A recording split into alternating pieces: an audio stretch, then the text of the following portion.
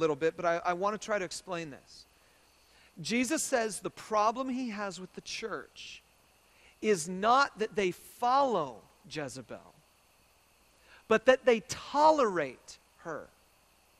Now, I'm not talking about a situation where you've got a church here, and then you've got another group of people out here, and this group of people is saying that they believe in the flying spaghetti monster, and then the church is saying we believe in God, and the church people go and harass the flying spaghetti monster people. That's nothing. I mean, this passage is not talking about tolerating people who are outside. This passage is talking about tolerating people who claim to be something. Jezebel claims to be a prophetess.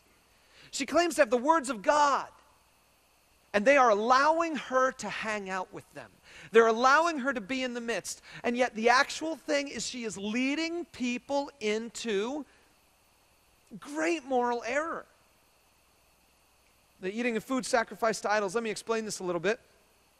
I didn't tell you this last week, but back in Acts chapter 15, the non-Jewish people were beginning to come to faith in Jesus. And the question was, should the Jewish people make the non-Jewish people become Jewish people first? Do the non-Jewish, the Gentile Christians, do the men need to get circumcised and do the women need to marry a Jew? You know, something like that. Is this a biological religion that we're in? Is this a race religion that we're in? Or is this something bigger?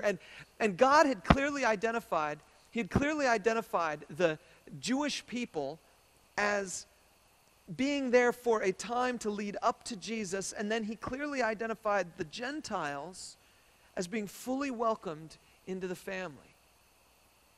So here's the question. Do they need to become Jews? Well, the answer, of course, is no. They didn't need to become Jews, and so they had to decide in Acts chapter 15 what the requirements were. If the requirement wasn't to be a Jew, what are the requirements? Are there any moral standards that we have to maintain? And they came up with 3, and here they are. Number 1, no eating food sacrificed to idols, because that was participating in pagan worship. Number 2, no sexual immorality, because God is very, very serious about sexual purity, even though our society is not.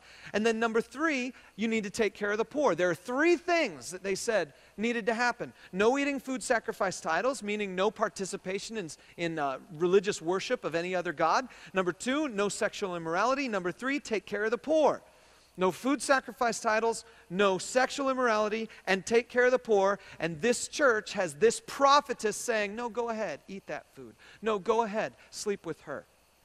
Hopefully they were still taking care of the poor, but they're missing the boat. Okay, so there's behavioral, moral problems here with her teaching. There's one other thing I'll recognize about her teaching. You can find it kind of hinted at later on in this chapter. If you look towards the end of the section we read, Jesus in verse 24 says, they have not learned Satan's so-called deep secrets. There's some type of doctrine that Jezebel is teaching. Some type of doctrine that says, if you do these things, you're going to get in on some deep secrets. Specifically, it seems like what she was saying was, in order to fully understand God and the depth of his love for you and the depth of his grace, you need to fully understand the depths of evil. Walk down into the depths, the murk and the mire. And when you get as low as you can into that world, you will see the contrast with God, and you will know the deep secrets of who God really is. So go ahead, join in the pagan revelry. Go ahead, experience all the lewdness that you can experience. Go as deep. And friends, I know there are some people here who would not go as deep as possible. But you have flirted with the edge, with the knowledge that God will forgive. And I want to challenge you, that's a dangerous place to be.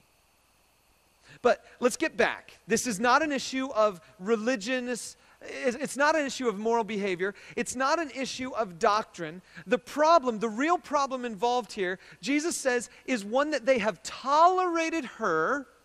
And so I'm going to show you a passage here. I'm going to show you a passage here that you got to look at. I wrote it down on your note sheet. It's Revelation 2:20. And I want you to see this. It says, Jesus says, nevertheless, I have this against you. You tolerate that woman Jezebel who calls herself a prophetess. By her teaching, she misleads my servants into sexual immorality and the eating of food sacrificed to idols. There's a small phrase in there that you have got to see, because if you don't see this small phrase in there, you're going to miss the entire context. Why their tolerance was so bad. Here it is. It's written right in there. By her teaching, she misleads my servants. If you mark your Bibles, underline it. If it's one of our church Bibles, feel free, underline it. If it's right there on your note sheet and you want to mark it there, underline it. She misleads my servants, Jesus says. See, this is not an issue of her moral behavior. This is not an issue of her doctrine that she's teaching. This is an issue, the real problem is one of authority. She is taking over authority from Jesus. The real problem is one of authority. Go ahead and jot that down here. See, Jesus says, they are my servants. And she has no right to go dragging them, enticing them, drawing them away. Because they're mine. There's no place in the entire Bible where Jesus gets as violent as he gets right here. Jesus gets actually angry. This scares me. You know, there's a danger when I stand up here. Every Sunday, I kind of have a little bit of fear. Not stage fright kind of fear, but kind of a God kind of fear. Because if I say something wrong, and you believe me, I have taken the place of truth in your life, and I have drawn you that much away from Jesus. It's my mission in life, it's our goal as a church that we would do whatever we can to help you take a step closer to Jesus. And quite frankly, that's exactly what I hope happens every single Sunday. That you get motivated to take another step closer to Jesus. Not to me, not to the stuff that I'm teaching. There's a real danger. I could say something wrong, you could believe it, you could follow me, you could walk a little bit away from Jesus, and then I'm in the place of Jezebel. At the same time, I could say something really great, really awesome, really wonderful. I could make you laugh. I could make you feel really good about yourself and about this church, and you could say, hey, I want to go back there because I like Jeff, and I want to follow him. You could do that because I'm awesome, right? Right? And so you could say, hey, I want to follow this guy. But see, the problem with that is if you start following me, there's a chance that maybe you're not following Jesus. Maybe you're just following something that I said or something that I taught you. That's why every single time I get a chance, I say, you got to understand this book for yourself.